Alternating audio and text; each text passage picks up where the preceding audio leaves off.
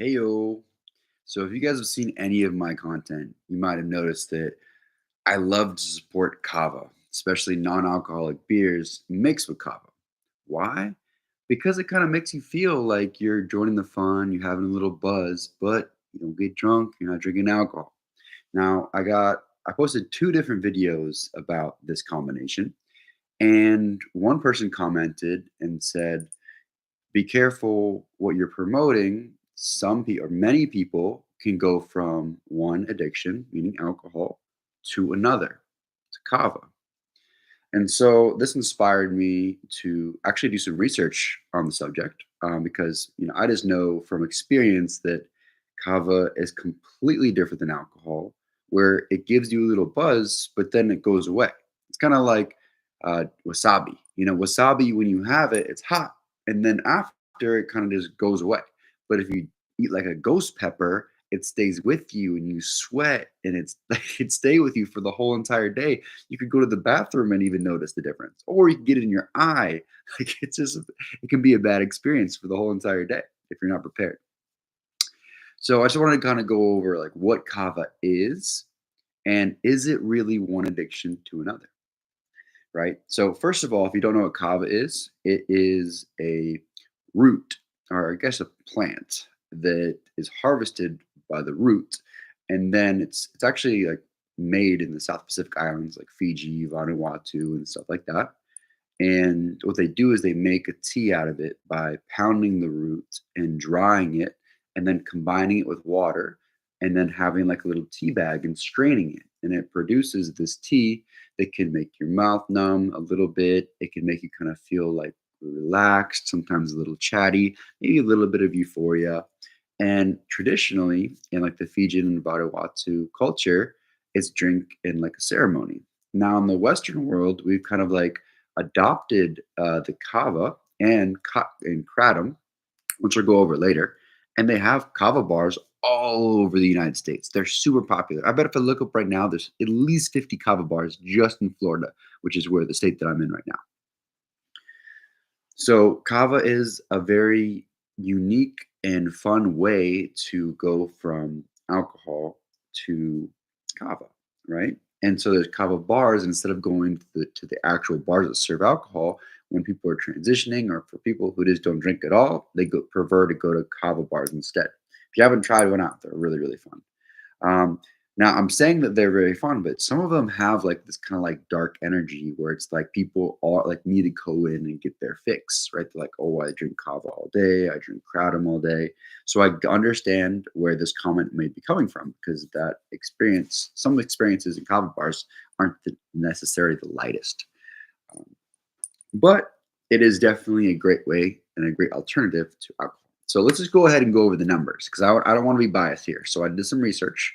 So I'm going to refer over to my notes. So here is the stats from Kava, right?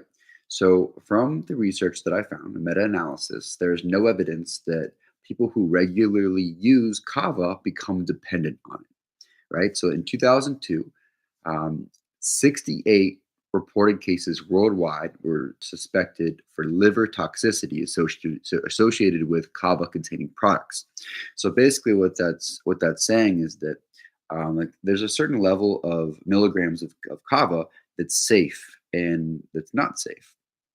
And so with people that experience this liver toxicity are drinking kava to excess and most likely drinking kava in a concentrate form. Now, this is kava in a concentrate form. It's, in a tincture, it's highly concentrated. So, like, you only need like one dropper full, right? So, it's basically if somebody kind of just does a whole bunch of different dropperfuls and all throughout the day, every single day. And of course, you have a lot of anything, it can be detrimental to your health. We're talking about 68 people worldwide per year.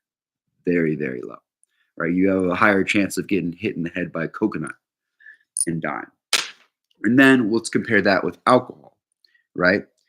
So what it said from my research is that a little over 10% of people who drink over the age of 12 years old have alcohol use disorder within the last year. So that's 10% are dependent, like highly dependent, right?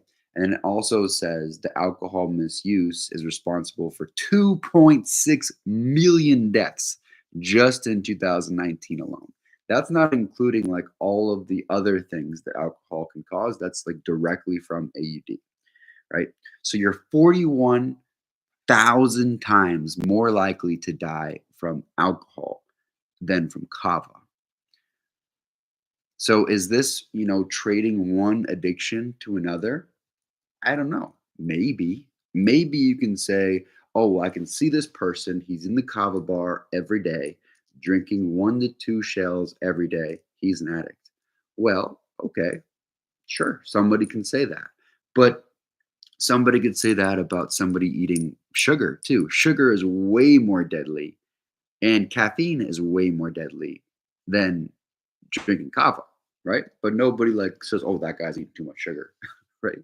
But anyway, so the point I'm making is that yes, people can go and drink kava a whole bunch, but the risk factor is significantly lower. Not just the risk factor of like let's just say like having liver damage is so much significantly lower, but like you getting in a car, driving, injuring somebody else, injuring yourself, like is zero. When you drink kava, you just feel a little like I said before, it's like wasabi, it just goes away in 15 minutes, right? And then when you drink alcohol, it's cumulative. So let's say like you have two, like they get served, let me see. They get served in like a shell, which is like a really big cup. Kava is right.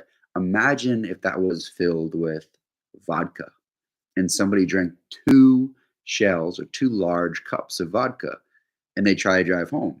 It would be significantly more difficult for them to drive home and to be drive home safe than it would be for kava, right? So those are just kind of like stats mixed with my experience. Now, what can be dangerous is kava can be considered kind of like a gateway drink towards kratom.